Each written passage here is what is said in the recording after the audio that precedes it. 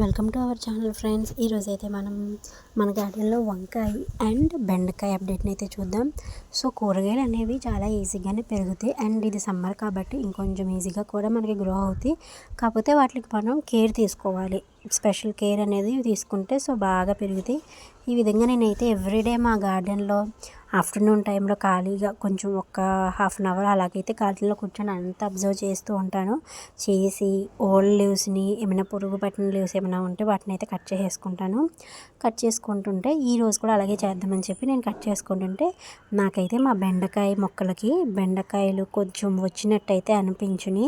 So ప్రతి దానికి ఆకు చివర నోట్ దగ్గర ఒక మొగ్గ రావడానికి అయితే రెడీగా ఉంది. మన బెండకాయ వేసుకొని ఎన్ని డేస్ అయిందంటే దగ్గర ఒక 45 డేస్ అయితే అవుతుంది.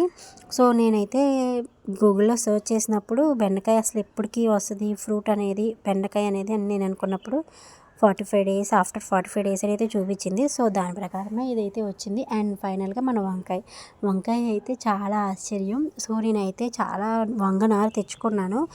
మధ్యలో అవి వీక్లీ వన్స్ 1, 2 అలా పోతుంటే నేను వాటిని ఎండిపోయిన వాటిని తీసి పక్కన పడేయడం అలా చేసేదాన్ని.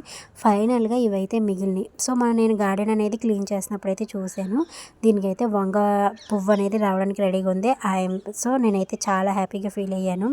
మనం వేసిన కూరగాయలు అనేది అవి పండి హార్వెస్ట్ చేసుకొని వాటిని వండుకొని తింటే చాలా బాగుంటుంది.